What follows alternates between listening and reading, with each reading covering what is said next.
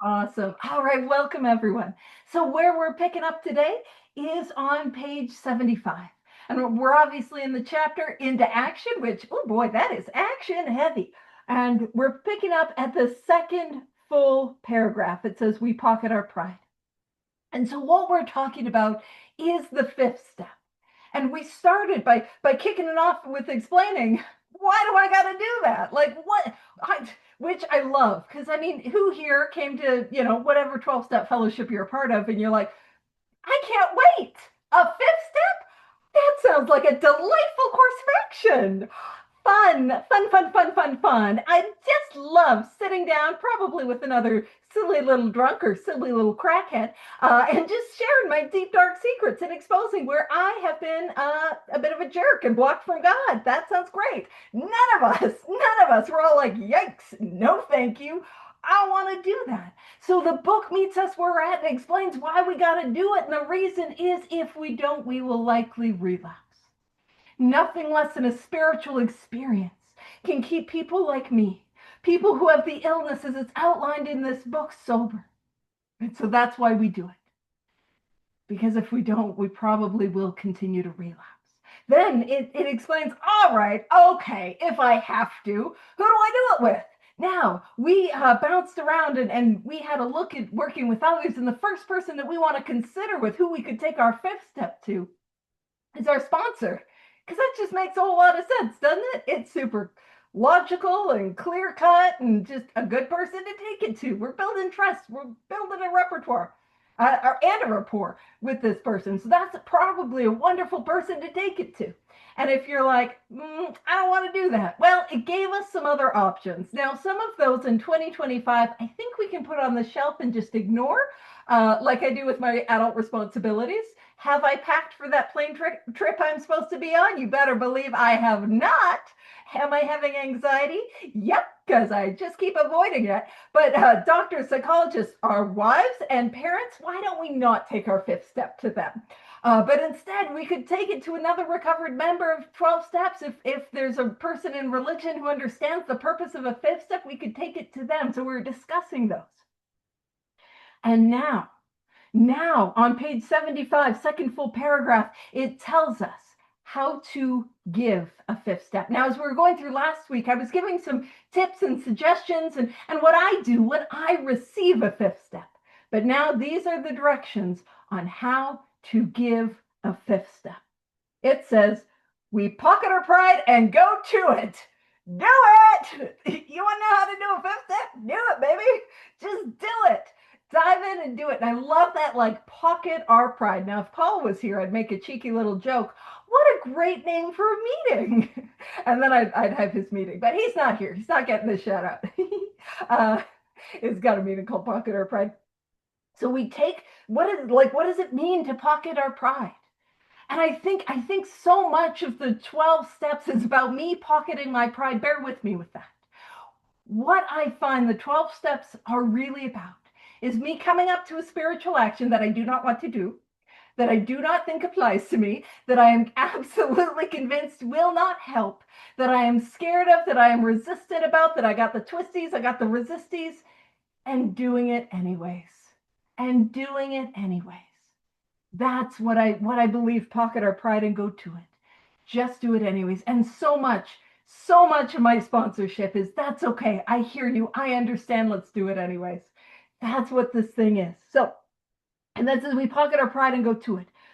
Illuminating every twist of character, every dark cranny of the past. What are we trying to share in our fifth step? It's not what I'm doing well. It's not like, hey, I had a balanced breakfast. I didn't. I did not. The other day I had a banana, which I was like, ooh, that's a fruit. It's got potassium and stuff. Look at me.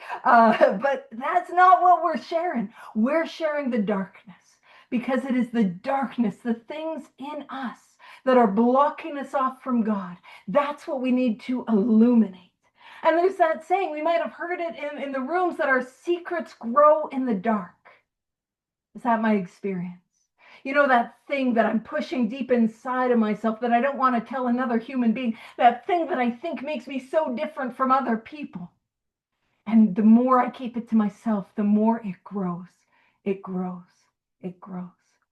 But when I illuminate that secret, and I let that light in, and it dissipates.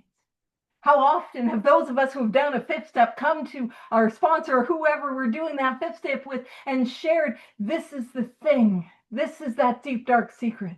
And then that person is a little rude. They're like, oh, me too. Oh, yeah, that's all, just like nothing. Like, excuse me, that is the depth of my shame. What are you doing? Illuminating that, making it no big deal, right? And that's what happens when I share with who I truly am, when I share those dark crevices, those dark crannies, the depth of my shame, that shame begins to dissipate. And I love that it uses the word illuminating. You see, throughout this book, we've got metaphors galore. And if you've been coming to studies I do, you know I love me a metaphor. Oh, it's just as good as a simile, but it doesn't got those pesky like and or as. That's grade 7. That is some grade 7 English language arts that has survived alcoholism, crack cocaine use, and some brain damage. Woo! Uh, so a simile uses like and or as in a metaphor. It's just a direct comparison. Anywho, it's got some metaphors. Probably has some similes in there, but I wasn't looking for those, so I didn't see them. I won't see what I don't look for. Oh man, that's taking me on an unexpected tangent. I won't see what I do not look for. What is this purpose? I am trying to actively, intentionally look for those dark things. But here's the thing. I love the metaphor of God as light. And we see that metaphor throughout the book, time and time again. We saw it as the sunlight of the Spirit on page 66. Bill Wilson spoke in his experience after talking with Ebby Thatcher. He had a powerful second step experience, and he stepped out of the icy intellectual mountain in whose shadow he had shivered many years, and he stood in the sunlight at last. And we had, and he also talks about we must turn in all things to the capital F, capital L, Father of light, who presides over us all. So this metaphor of God as light is not a new metaphor. We see it throughout this book. And I love the metaphor of God, higher power, creator, spirit of the universe, as light. Because light is not simply what I see. Light is also the way in which I see. Now bear with me with this. Because, yeah, we see light. It is a lovely sunny day here in Calgary, Alberta. I almost felt like I was going to go into like a newsroom sort of thing. A lovely sunny day here in Calgary, Alberta, Canada. Over to the bend with the sports. Like what? I don't know what I'm doing. Go sports. But I can see the light. I can see when I turn, believe me, I can see when I turn the big light on. Yikes, no thank you. And I can see when I turn the light off, and I can't really see. But light is also the way in which I see. It is through that light that allows me to see the world. And it's the same with God. So I know, and we agnostics, it's like, I can't see God. Yes, you can. You just gotta look. You really gotta look. And one of my favorite things is to watch for God in places. I suggest sponsees when they're going on a walk, I'm like, go on a God walk. Invite God and watch. One of my favorite things to do is watch for God at the airport. Y'all know that there is God at the airport. You might not expect it, but there is, even if you got some claustrophobia and you're not wanting to sit at the window seat. God's there. God's got you. But that's the thing. A lot of times I use this metaphor because some of y'all know I enjoy birds. And I know, it's a weird thing. It snuck up on me, just like addiction did, actually. Really snuck up on me, and I'm fully committed. But when I have sponsees that are like, I can't see God, I'll ask them. It's like, all right, well, how many magpies did you see? I have a sponsee that sent me a video, and it was of a cedar waxwing. So it's like, how many cedar waxwings did you see? How many red-breasted nuthatches did you see? Now, if you're over on the East Coast, you've got those cardinals. How many male cardinals did you see? How many of the females? What about the male or female red-winged blackbird? How many house sparrows? Wherever you are in the world, you got house sparrows. They're like drunks. They're invasive and difficult and everywhere. But how many house sparrows did you see? And the answer is, I don't know, none, because I wasn't looking. But if I start to be aware of and to look for, I will see.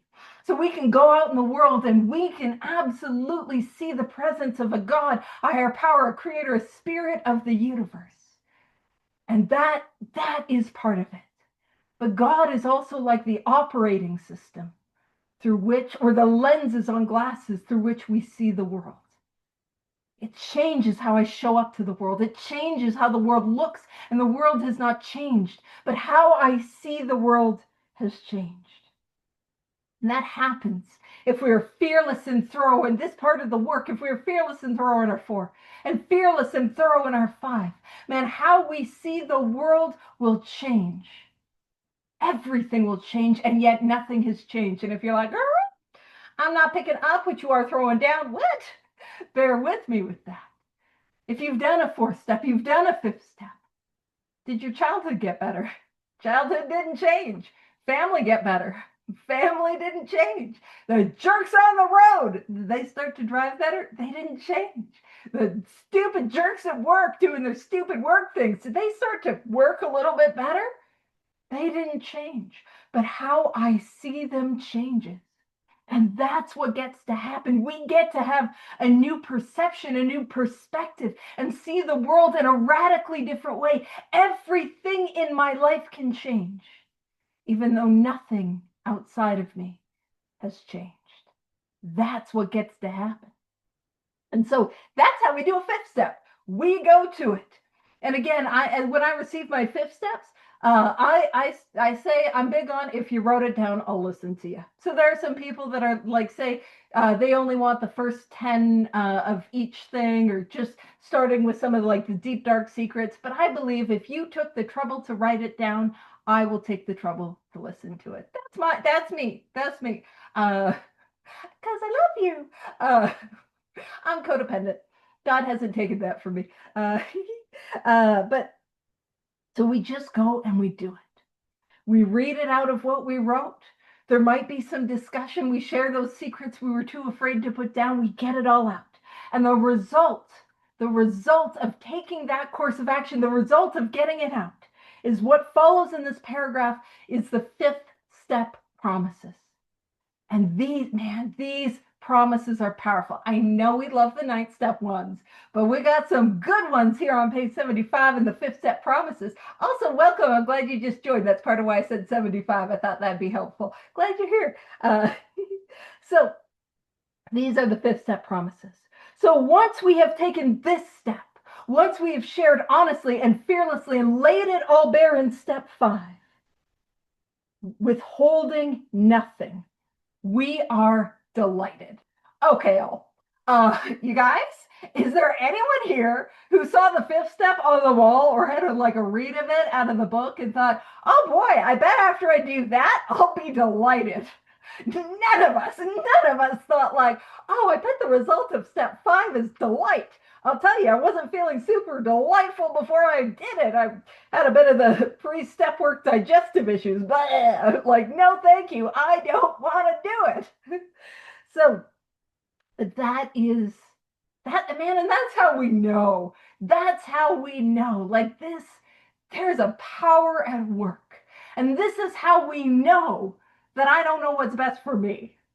Because the result of the action that I do not want to take, the result of the action that I do not think will help, the result of the action that I think is just going to be super sucky and be painful and awful, the result of that is that I am delighted. The result that I get is always a 180 opposite to what I think it's going to be. I think I'm going to be like, so I did some alcoholic things, and you're going to be like, you suck and I hate you, and I'm going to be rejected. And that's not how it goes. So once we've taken the step, withholding nothing, we are delighted. It says we can look the world in the eye. And this is a sign that we are beginning to experience true humility. You see, true humility is that knowledge, that deep heart level knowing that I'm no better than you, that I'm no worse than you, and that I'm dependent upon God, that we are equal. And I can't look you in the eye until I know that I'm equal. And you see, I don't know about you, but when I first started coming into recovery, I first started coming to the rooms at 12 step, I was intimately acquainted with the square of floor that was in front of me. You know what I mean? I was staring daggers at that piece of floor. I was not looking anyone in the eye. And Zoom wasn't a thing yet. So I didn't have the ability to camera off and then like cower around the corner. I don't care if you're here camera off. I love you. Be here camera off. I'm not judging camera off. I'm just saying like there's more ways to like stare at the floor on Zoom. But I was not looking anyone in the eye. And I shared last week that it really was when I shared my first fifth step that I really began to feel a real part of the fellowship. Now, for me, it wasn't until I started receiving fifth steps that I began to really feel a part of humanity, a part of the world. And it says we can be alone at perfect peace and ease. Now, that is an important promise. You see, a number of places in the book, it talks about loneliness. On page 1, Bill Wilson talks about, I was very lonely and again turned to alcohol. In A Vision for You, it talks about that chilling vapor that is loneliness settled down. It thickened, ever becoming blacker. It talks about that jumping off place where it's like, I can't stay sober, but I can't drink or use. I can't stay sober, but I can't drink or use. And I will wish for the end and I will know a loneliness that few do. And you see, when I come to the rooms, I think loneliness has everything to do with a sense of separateness from other people. Okay, I am absolutely convinced it has everything to do with other people. And I know you guys don't know what that's like to be in early recovery and think, I need a relationship, that'll fix it. You know, I know you guys don't relate because you're all spiritual beings. Well, you are, but you know, no. And I talk about this quite a lot. What I did not realize is that sense of loneliness is not a sense of separation from you, but it is a conscious sense, just a sense of separateness from God. And if you're like, girl, I don't believe you, well, we can hold our experience up to the light.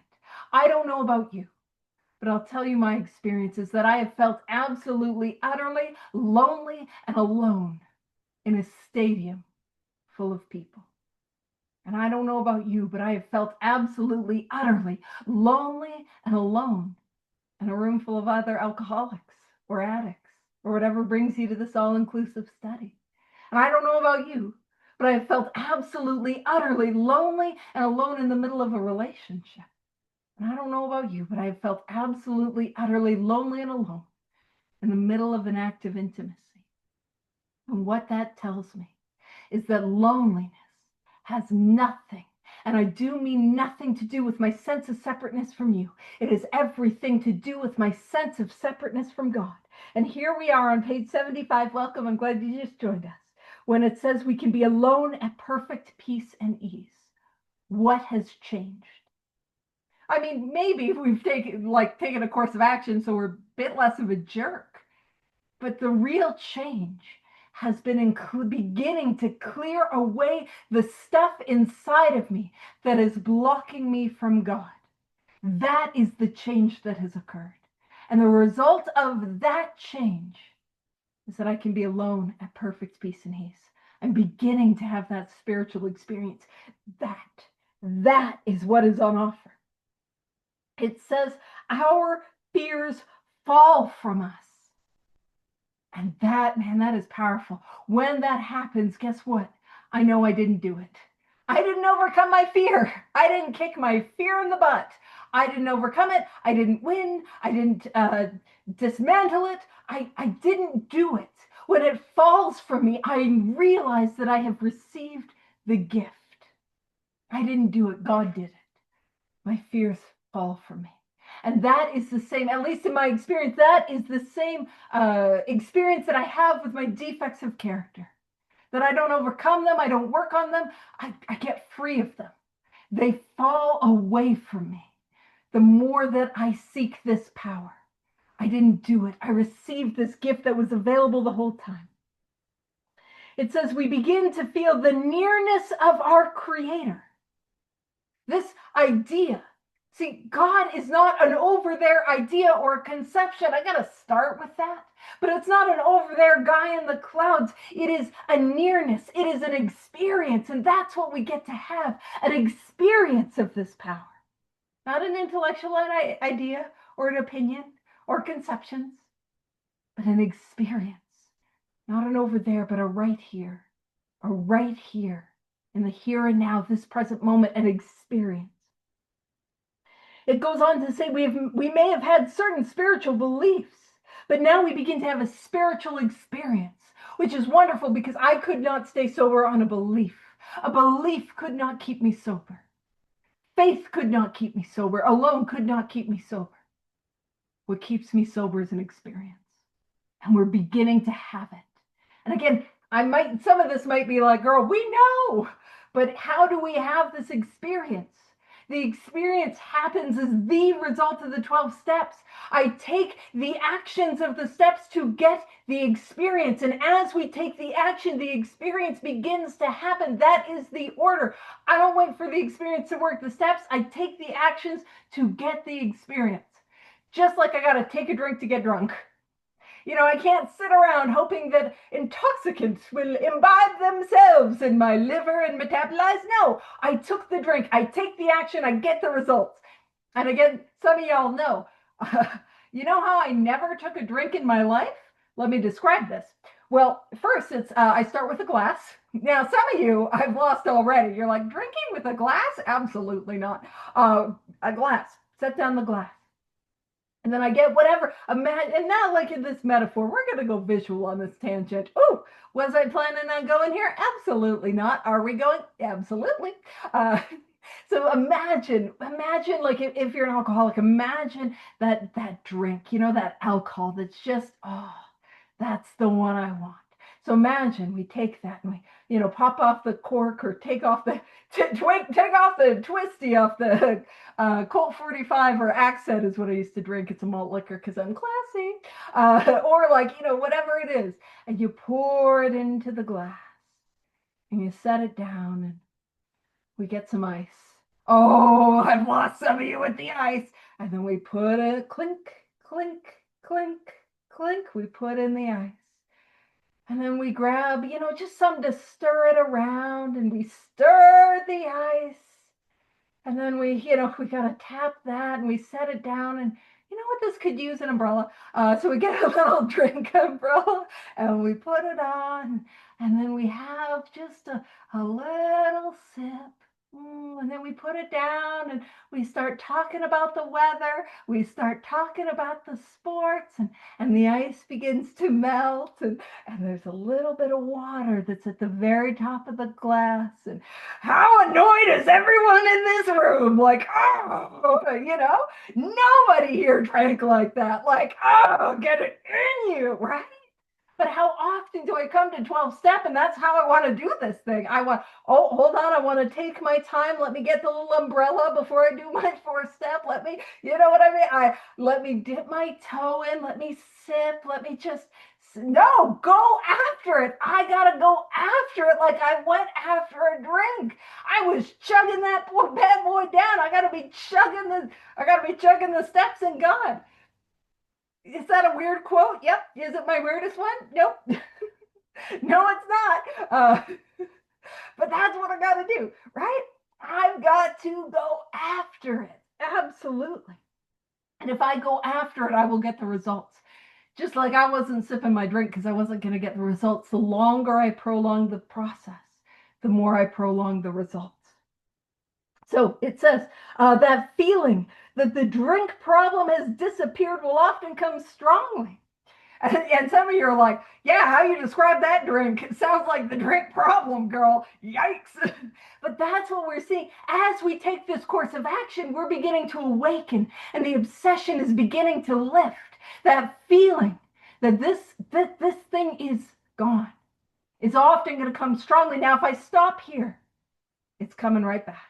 If I don't continue on with amends, if I don't attack those the way that I attacked the fifth step, the way I went after a Huda crack, I was not casually smoking that. I'm just throwing it up there.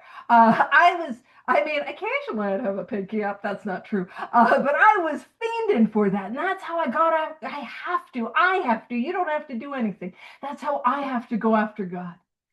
Because I need that relief. The relief that I was looking for in the bottle, the relief that I was looking for in the pipe, I need to find that in God, higher power, creator, spirit of the universe. And we find that which is better than that. But I got to go after it. So it says, the feeling that the drink problem has disappeared will often come strongly.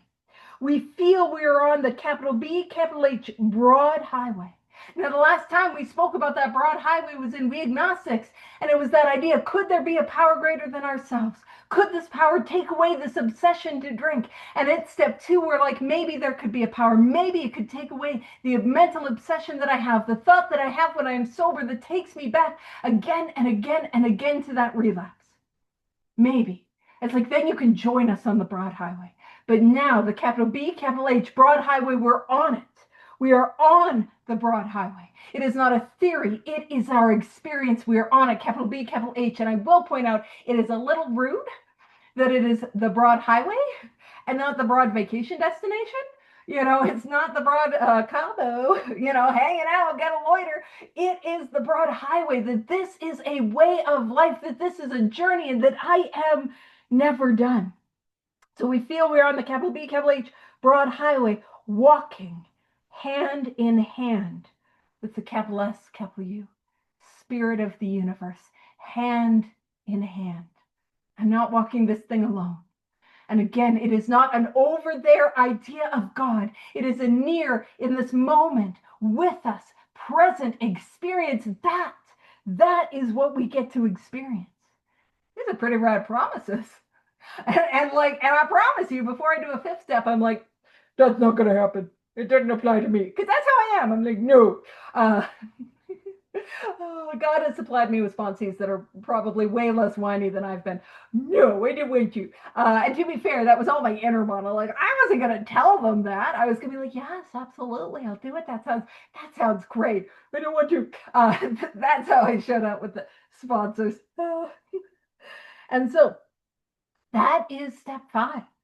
Now what follows is the directions for the quiet hour. And I'll explain to you why these directions are so vitally important, at least from my experience. Well, the first ever fifth step I did, I might have shared this with you last week, or I might have shared that at a different meeting. Sometimes it's hard to keep track of words that I say out of my mouth. I'm surprised as you guys are when I say some of them. But my first ever fifth step, I didn't have that sense of freedom. I didn't have that sense of delight. I was riddled with that. I am a piece of garbage. I hate myself. I suck. I'm the worst. And I was like consumed with it. And it was actually what happened. I did my fifth step. I went to a meeting. I was then going to hang out with a friend. And I was okay at the meeting, but that feeling of like, oh, it's growing. Oh, it's growing. I'm a piece of garbage. I hate myself. I'm a piece of garbage. And it was going. And again, I want to be seen as a keener. I want to be seen as a good little sponsee. So I was being good little sponsee. I do what I think I'm supposed to do. So I bing, bing, bing. I call up my sponsor and I'm like, hey girl. I did not ever say hey girl to that one. I don't think I've ever said hey girl to any sponsor I've ever had. But hey girl, I am losing my effing mind. I don't think I said that either, but essentially that like I probably was, hey, everything's fine. I'm just kind of not okay a little bit. That's probably how I communicated it. You guys let me know if you're late to asking for help. It's no big deal. It's no big deal. Everything's on fire, but I mean, not if you're busy, you know. But I pick up the phone, I call her, and I kind of let her know what's going on. And God bless her, my sponsor at the time did not have the ability to give me these directions. She did not have this course of action to give me. So she gave me the best that she had, and the best she had was said, okay, go pray about it. And I'm like, okie dokie. I'm like, alrighty. So that's what I did. I said a prayer. And I don't know what the prayer was, but it was essentially something like, God, take away these feelings. God, help me, something. And then shortly after that, what I did was I slammed my pinky in the car door. And if you, some of you know that pain. I can tell with your faces. Oh, and that, oh man, that hurts. That happened like what, like 15 years ago? And I'm like, yeah, I'm still trying to shake it out. Like, it hurts for a real one. And some of you might be like, yes, God works in mysterious ways. It seems like God answered your prayer. You hurt your finger, therefore you're not thinking about what a piece of garbage you are. Well, I've got some news for you. This girl can multitask, and it is equally possible for me to have two thoughts. The first thought, I am the biggest piece of garbage that ever lived, and oh my gosh, my finger really hurts. Ow, ow, ow, ow, ow. Those two things can live in this head together. And so that was not a solution. So instead, I am going to suggest the quiet hour. It is much less painful than slamming our finger in a car door. So these are the directions. It says, returning home, we find a place where we can be quiet for an hour. An hour? You want me to sit quietly for an hour? Have you seen my attention span? I'm all over the place. I got none. You want me to be quiet for an hour? And I will say, when I work with sponsees, I ask them to start meditating from the beginning, that we start getting in a meditation practice from the beginning. And I will tell you, I have never had a sponsee that comes to this moment that regretted the meditation practice at this moment. They complained about it up until, but then at this point, now they don't thank me for it. They're not grateful about it, but they're like, okay, okay, I can do it. So we be quiet for an hour. That is a full 60 minutes. Ideally aiming for uninterrupted. That's what we're aiming for, 60 minutes. And what are we doing in this quiet hour? So it says carefully reviewing what we've done. So what we're going to do in this hour is review the work, the actions that we've taken up until this moment. That's what we're doing. It is a meditative review of the actions we've taken up to this point. Then it says we thank. Now, I always say whenever in this book we see the words we ask or to ask, that's a prayer. But I think we thank is just, I think we thank. I heard it out of my mouth. I'm like, well, that sounds weird. So I said it twice. We think we thank. So is a prayer. It's a prayer. So here, y'all know there was a post 5th-step prayer, pre-6th-step prayer. Did you know there was a 6th-step prayer? That's not even the 7th-step prayer. We got prayers, baby. If you're like, I needed prayers, we got you. Get your prayers. For the low, low price of you just got to pray them. Actually installments, lifetime installments, because we gotta keep doing this thing. I didn't plan on going on this tangent either. I had to get up a little too early, and I think this is the result of that.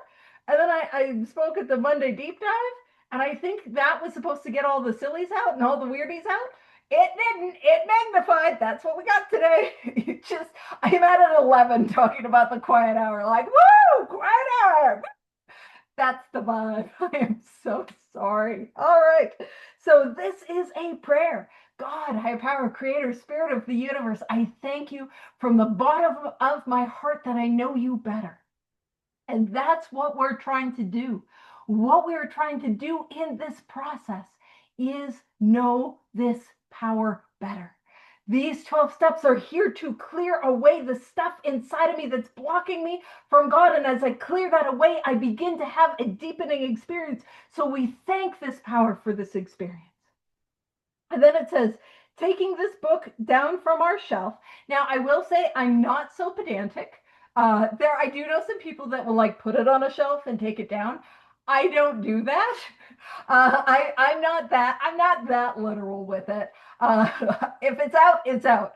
To be honest, I don't have a shelf that I put it on. It's like on the floor right there, or in my backpack, because I'm always around with it. I know I put it on the floor, sacrilege. Uh, it's not. It's a convenient place. I can reach it.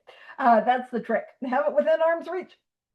So, taking this book down from our shelf, we turn to the page which contains the 12 steps. So, what we do, we thank God from the bottom of our heart that we know Him better. And we open up the book and we go to page 59, top of page 60, because is the full 12 steps, but we're just focusing on page 59. That was me being pedantic, and there was no purpose for that pedantry. I was just explaining that.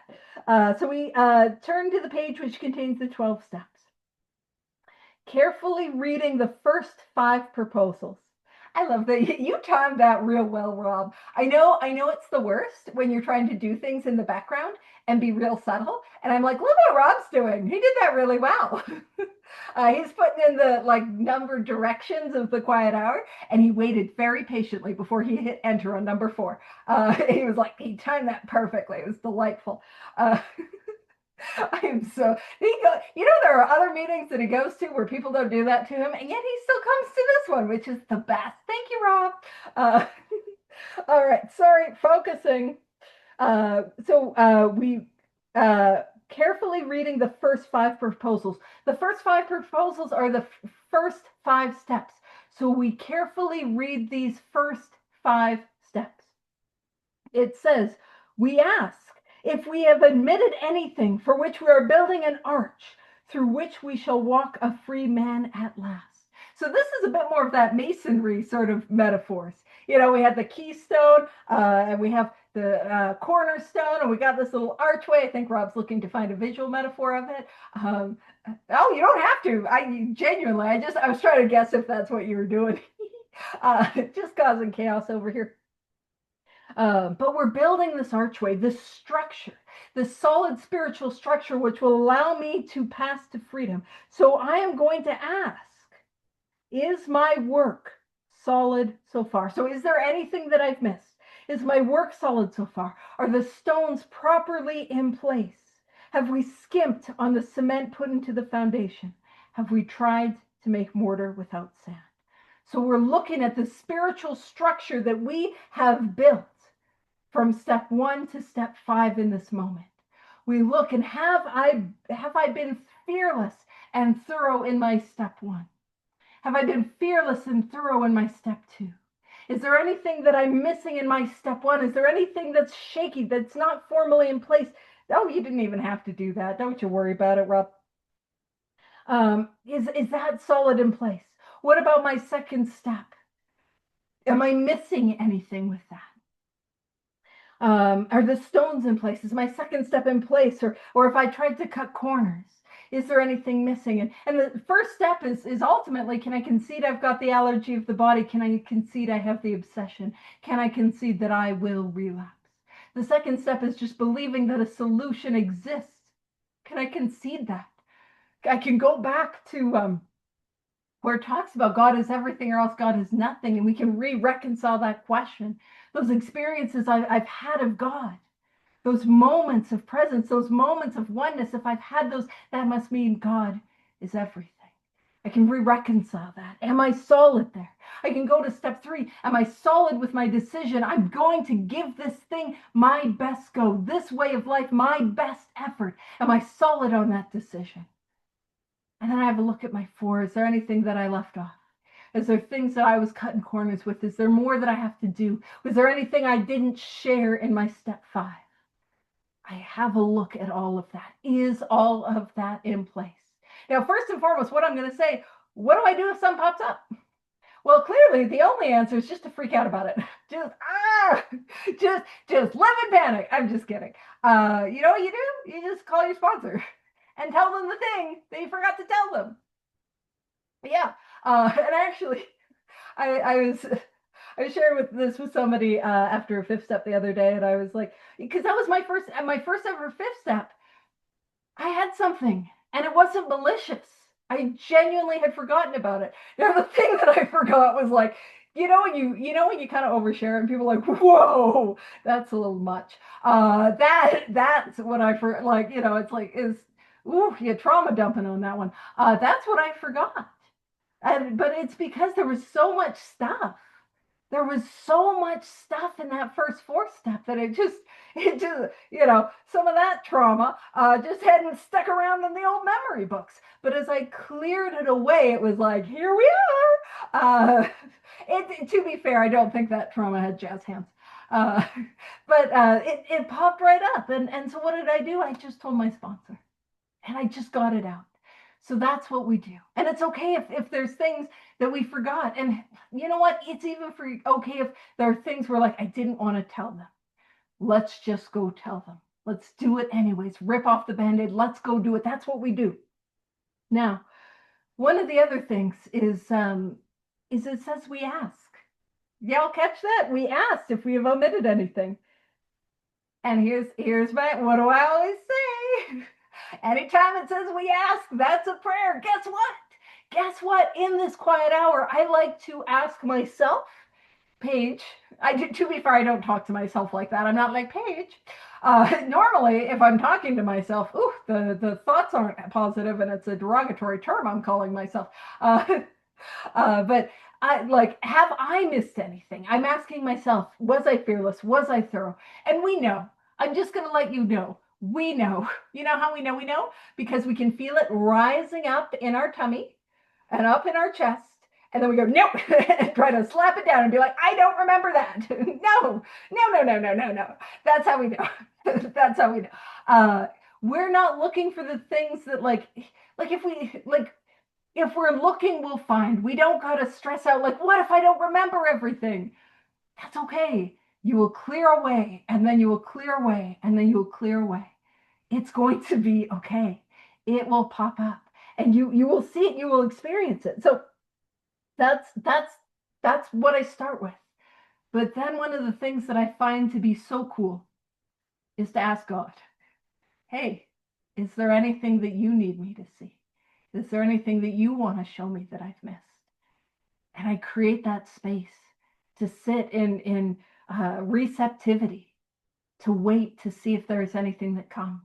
Now, I am such a fan of the quiet hour because that quiet hour has given, it's given me peace and relief. And man, I've had powerful experiences in the quiet hour. Like, please do not skimp on the quiet hour.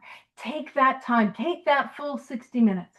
Now, I've done it a number of ways because one of the things that I find is you can kind of tell when people like don't want to talk about certain things in the book or they're not as comfy with explaining certain parts of the book because they'll be like, just go read the book. And so I am somebody that I need you to tell me, no, like I know it's got directions, but can we direct the directions to more directed directions for directing this undirected alcoholic or addict? It's like, give me more. Like, what do you need me to do? And so I will tell you the different ways in which I have done a quiet hour, and you can take from that. So one of my favorite ways to do the quiet hour is just to set 60 minutes on the timer, to go into that place of prayer, to go into that place of stillness, and to go into then step one and see where God is taking me, see where God is showing me. And then when I feel moved, I move on to 2 and 3 and 4. And also, I'm going to let you guys know, it doesn't say to do this. In fact, it says first 5 proposals, but here's my experience. There's not a time I have ever done a quiet hour and not also borrowed from step 6 and done a little step 6 in there. I know I'm the worst, but every time I do it, little cutting corners, a little messy. And so that's what I do. And that's one of the ways in which I have done a quiet hour, where I come to that place of quiet and I come to that place of stillness and I ask myself and I just kind of go where I feel directed. And man, there has been some incredible moments that have come to me doing it that way. Now, for those of you that are like, that sounds like a nightmare and I'd rather not, who are like, by which I mean, I would like structure, please. I got you. Another way in which I have done the quiet hour is to set an alarm for an hour, but with like alarms within it that go off every 10 minutes because there are 60 minutes in an hour. Some of you are like, oh, it's math time, Paige. I used to tutor it and you wouldn't know it based on how well I do it. There are 60 minutes in an hour. So I spend 10 minutes on step one, 10 minutes on step two, 10 minutes on step three, 10 minutes on step four, 10 minutes on the fifth step. And then because I can't help myself, 10 minutes on step six. And so that is another way in which I've done that, and I've had it actually on my heart because I do these guided meditations. I have absolutely had it on my heart for a while to do a guided meditation for the quiet hour that could kind of help people like move through the quiet hour. I just haven't had time. Genuinely, I have not had time because to do that is going to take over an hour to do that. And you might be like, Paige, are you just trying to say that so you look important? No, I don't think I'm important at all. I'm sharing that with you because if it's on me to do and I'm not telling anyone, I'm not going to get that done because I've had that on my heart for a while. But I'm telling you guys because then you guys will nag me to do it. And you will please, and you will bug me. And then guess what? God has not saw fit to remove my codependency, and I cannot let you down. Please don't use this against me. That's like, here's the secret to get Paige to do anything. Just say, Paige, I need you to do something. You know, like, oh, I need you to do it. It's so important for my recovery. Oh, damn it. I'll do it. You know, like, can't stop myself. I should spend more time in step six, is what I'm hearing. I'm just kidding. Uh, oh, I'll buy you a birdie. Actually, about that. So about that, I was going to be bribed, which I will take bribes. Absolutely. I also sponsor with bribes. I will sponsor people by bribery. Like if you make that amends, I'll get you a sticker. I do that sort of thing because I'm a 30-something-year-old adult legally. But one of the ways that I've done the quiet, so yes, I feel called to do a meditation, and please remind me and bug me about that. Also, today's June 30th, and it's the anniversary of when like AA found the Serenity Prayer and like it got distributed. Then I was gonna do for June 30th, I was gonna do a Serenity Prayer meditation. Guess what didn't get done? Also that. So if you feel inclined, just harass me to do things is the takeaway. And so one of the other ways, one of the more recent ways that I did a quiet hour is it was the springtime. And I say springtime as in technically on the calendar, it was spring. But where I live in the world, and you guys have probably heard me talk about this, we don't really have 4 seasons. We've got two. We've got winter, and that lasts for about 9 months, and then we've got road construction. and those are our seasons. That's what we got. Spring, fall, never met them. Who are they? Tell me more. What must that be like? I got to speak out in Vancouver, and it was like in the spring. It was in April. I'm like, oh, this is why people say spring's my favorite season. Oh, because it's an actual season here. Can't relate. Anywho, so we were having our spring, which meant that there was like still snow and stuff, but it was like an unseasonably warm day, and I just shared a fifth step.